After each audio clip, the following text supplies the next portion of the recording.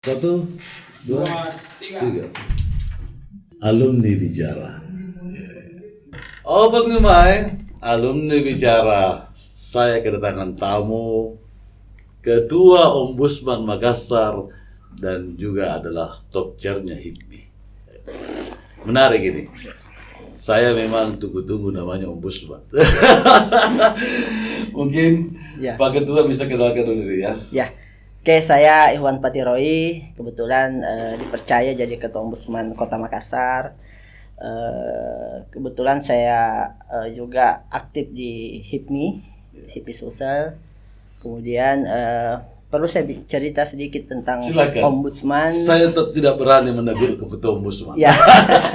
Jadi Ombudsman Kota Makassar ini dibentuk berdasarkan Peraturan Wali Kota Nomor 2 Tahun 2019.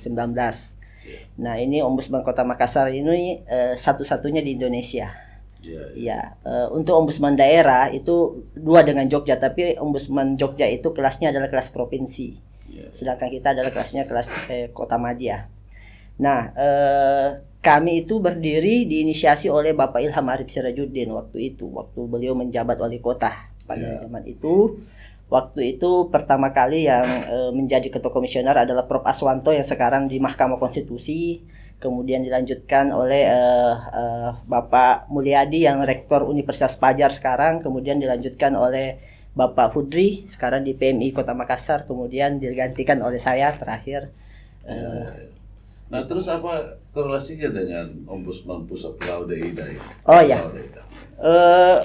Kalau Ombudsman RI itu dibentuk berdasarkan Undang-Undang Nomor 37 tahun 2008 tentang Ombudsman Republik Indonesia.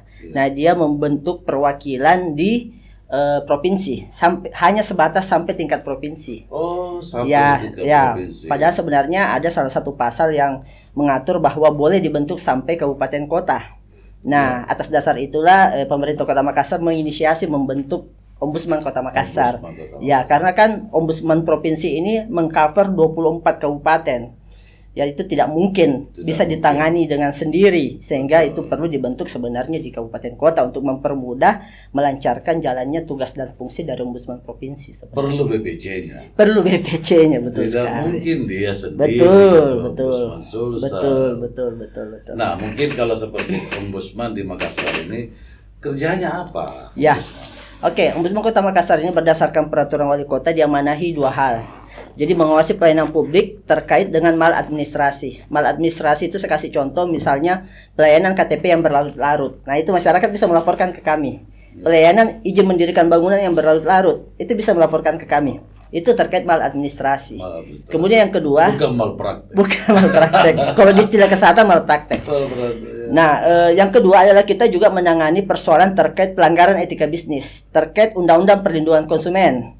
Nah, misalnya saya kasih contoh, ada masyarakat yang ditarik motornya oleh finance atau leasing, itu bisa melaporkan ke kami. Oh, seperti itu, sampai ke sana. Sampai ke sana kami. Kalau seumpamanya orang berurusan dengan bank, kredit bank, bisa ke kami. Kan itu terkait dengan pelanggaran etika bisnis. Kecuali orang hamil. Ya. Berarti memang besar juga anunya ya. Dia punya wewenang ini. Besar wewenang. Kami menangani 15 kecamatan di Kota Makassar. Pokoknya syaratnya masyarakat ber-KTP Makassar boleh melapor ke kami. Luar biasa. Ya. Sekretariatnya di mana? Kalau kantor kami di Ombudsman itu di Jalan Alauddin nomor 309. Persis berdampingan dengan Polsek Rapocini. Sebelum perbatasan Gua Makassar. Oh, sebelum perbatasan. Ya. Depannya Warkop Fafa ini apa? Apa ada Warkop? Dekat dari situ. Dekat dari situ. Ya, betul. Apa yang menurut Pak Ketua ini yang rumit di dalam menjalankan tugasnya sebagai Ketua Ombudsman? Oke. Jadi ini sebenarnya terkait dengan kepuasan dan ketidakpuasan dari masyarakat atas pelayanan yang kita berikan. Kadang masyarakat itu menginginkan permasalahannya itu tuntas. Padahal terkadang permasalahan yang dilaporkan itu di luar kewenangan kami, di luar batas kewenangan kami. Harusnya itu adalah wilayah kewenangan Ombudsman provinsi. Itu misalnya instansi vertikal yang dilaporkan atau BUMN yang dilaporkan, itu kan harusnya Ombudsman provinsi yang menangani. Tapi masyarakat kadang tidak mau tahu itu tetap dilaporkan ke kami dan minta kami untuk menyelesaikan itu. Nah, itu Itu di luar batas kewenangan kami. Apa dayanya ketua ombudsman provinsi sedangkan personilnya kurang ya? Iya.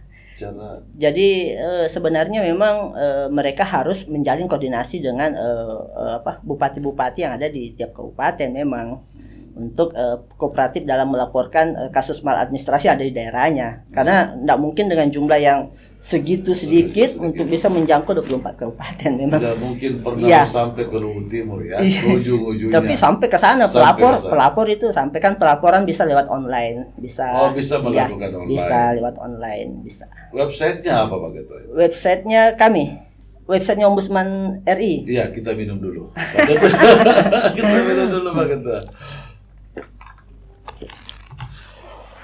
Ya, websitenya udah Pak. Kalau Ombudsman RI saya kurang paham ya websitenya. Yang jelas kalau kita klik Ombudsman di Google itu akan muncul itu ya ombudsman.go.id atau apa gitu. Jadi ya, semua Ombudsman masyarakat RI. ini Ya. semua bisa melaporkan Bisa di bisa website melaporkan ke itu. situ ya. Kalau kami Ombudsman Kota Makassar sementara masih dianggarkan tahun depan untuk pembuatan websitenya. Oh, ya. begitu. Ya, jadi kami sekarang masih memanfaatkan sosial media kayak Facebook, Instagram. Nah, itu kami masih. Masyarakat Makassar, kami menunggu laporannya apa yang terkait masalah dijelaskan tadi secara hukum yang tidak adil. Ya. Laporkan ke podcast Alumni Bicara. Ya. Kalau kita kembali lagi Ya. dengan jabatannya sebagai Ya. ketua ombudsman yang bersentuhan dengan masyarakat yang berbeda-beda. Ya. Apa ada korelasinya dengan aparat hukum kepolisian? Ya. Itu selalu ada. Jadi misalnya terkait adanya sengketa tanah itu biasanya diarahkan ke pidana, itu otomatis itu kita bisa rekomendasikan ke Polrestabes. Terus kita bisa rekomendasikan ke Kejaksaan Negeri untuk penyelidikan lebih lanjut karena kita tidak sampai menyentuh ranah hukum. Kami hanya terkait Undang-Undang Pelayanan Publik nomor 25 tahun 2009 hanya sebatas wilayah itu, hanya terbatas wilayah administrasi saja gitu loh. Sampai sengketa tanah. Sengketa tanah ada terkait juga pendirian pendirian bangunan yang tanpa berizin. Nah, itu sampai ke sana. Sampai ke sana. Iya. Berarti memang diatur oleh undang-undang Ya. ketika ombudsman membutuhkan suatu aparat hukum. Ya, Mau tidak mau bisa kami rekomendasikan ke sana. rekomendasikan ke Ya. sana, ya. Berarti memang kerja beratnya ombudsman. Ya. Luar biasa ya. Kalau kita ini sebagai masyarakat biasa Ya. yang awam, kehadiran daripada ketua ombudsman Ya. menjelaskan sedetail-detailnya Ya. penyimpangan-penyimpangan di lapangan Ya. terkait kredit macet, Ya. terkait masalah dengan Ya. bank sampai sengketa tanah, Ya. ombudsman bisa menangani. Dalam proses hukum ombudsman di Makassar ini sudah berapa banyak kasus Ya. yang ditangani? Untuk data kami 2019 berdasarkan laporan kinerja kita itu ada 109 laporan dan aduan yang masuk ke Kota Makassar. Ya. Ya, dan ada sekitar 50% lah yang bisa kami tangani. Selebihnya itu karena bukti-buktinya tidak lengkap sehingga kita tidak bisa menangani lebih lanjut karena kita juga butuh bukti. Jadi butuh syarat formil dan syarat material untuk menindaklanjuti kasus-kasus yang masuk ke kami. Oh begitu. Iya, gitu. Nah kalau ombudsman itu dianggarkan setiap tahun. Setiap tahun dianggarkan dalam APBD Kota Makassar. Setiap tahun. Setiap tahun. Sampai tunjangan-tunjangan. Itu sudah masuk dalam anggaran itu. Sudah masuk. Tunjangan-tunjangannya untuk honorarium pegawai semua ada di situ. Ada berapa banyak ini pasukannya di Pasukan kami 15 semuanya. Oh 15? Iya, 15. Berdasarkan jumlah kecamatan ini? Iya, mungkin seperti itu tapi. Seperti itu ya. Iya. Tapi mungkin harapan kita sebagai ketua ombudsman Iya. dengan kota metropolitan ini yang berbagai macam masalah, Iya. mungkin aparat saja sulit untuk menangani. Iya. Dengan hadirnya ombudsman Iya. bisa masalah itu Iya. dan masyarakat bisa tersenyum. Iya. Apa harapan kita? Ya, artinya ini memang kita perlu bersinergi dengan berbagai pihak, berbagai stakeholder. Misalnya tadi sengketa tanah itu, kalau ada laporan masuk ke kami itu kami teruskan ke BPN untuk penyelesaiannya.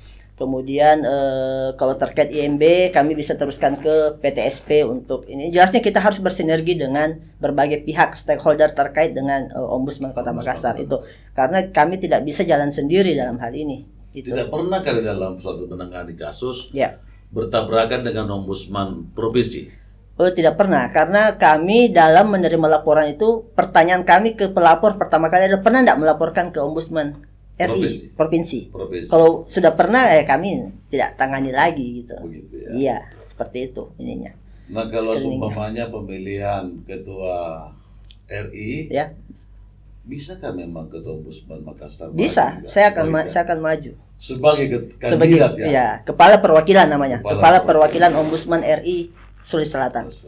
Oh, Ya, Pak Suban kan sudah 2 periode nih. sudah 2 periode. Ya, sudah 2 periode. Dan tidak boleh lagi maju. Hmm. Saya bisa maju nanti, insya Allah. Itu provinsi. Itu provinsi. Kalau DPR anunya RI-nya RI-nya bisa juga. Oh, bisa juga. Bisa juga. Itu kan dites lewat mekanisme tes.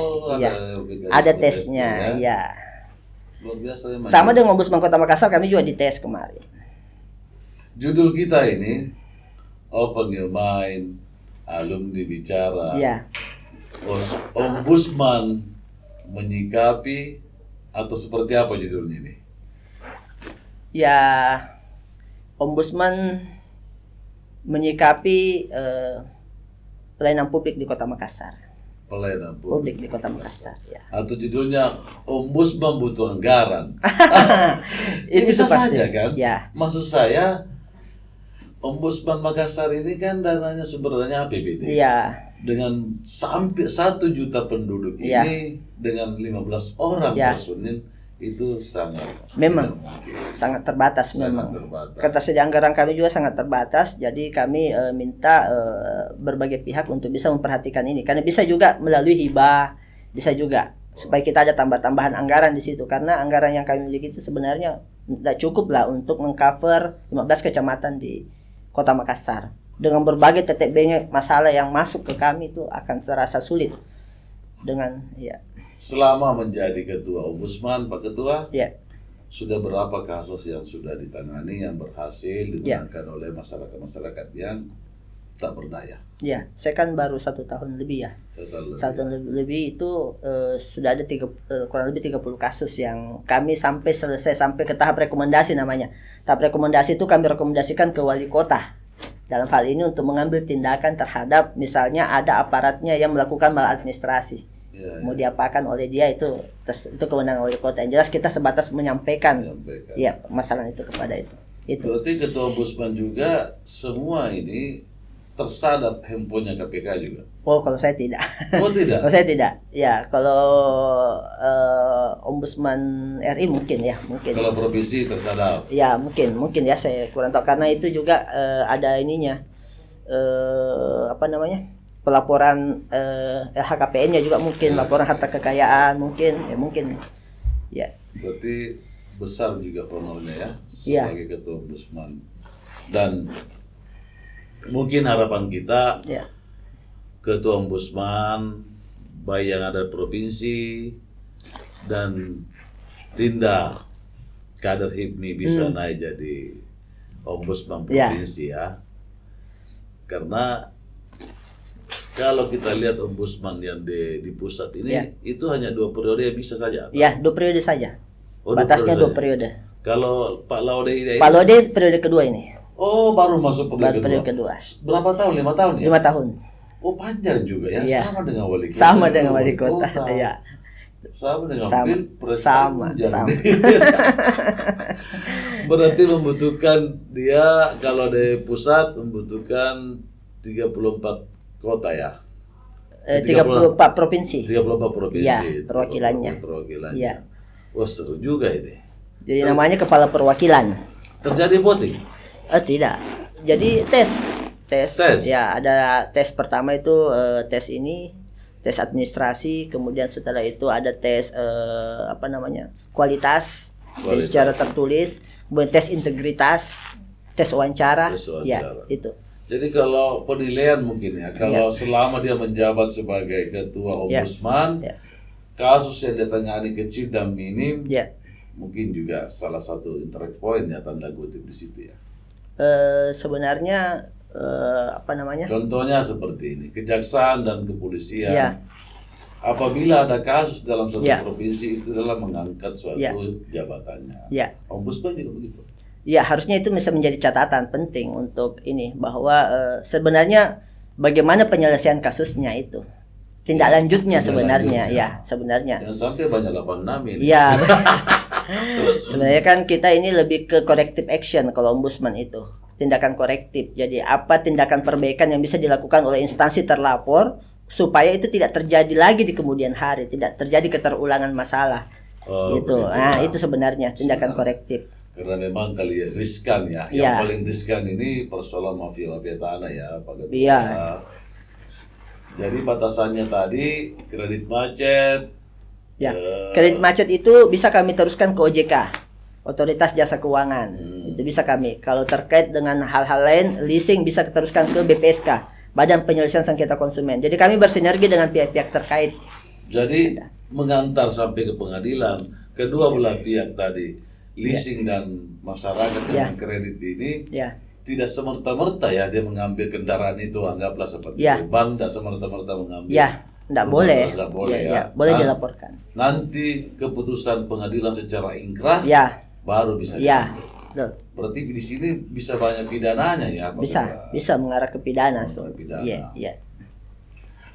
Saya sangat bersyukur sekali Adinda Andi Ikhwan Patiroi, kader HIPMI terbaik, sebagai Ketua Ombudsman Makassar, Open New Alumni bicara. Semoga Dinda dan Ketua Ombudsman ini bisa maju ke yang lebih tinggi. Betul. Insyaallah. Apa harapan kita semua untuk menjadikan Makassar ini sudah bebas daripada tindak pidana yang berhubungan dengan sengketa tanah, kredit macet, leasing, semua dijawab oleh Ombudsman. Selamat malam.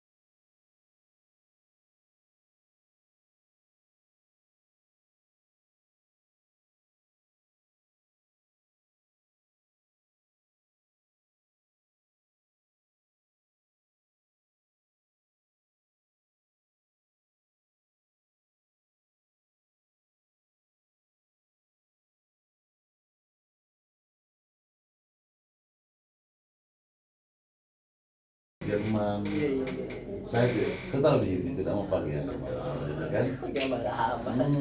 Satu kali kita bikin yang memang Iya. bersaing, sekalipun itu suara kita, jadi bisa jadi bagus. Iya. Tapi lumayan bagus. Sudah kalau sudah naik itu ya bagus. Belum anu. Hah? Masih aman. Bukan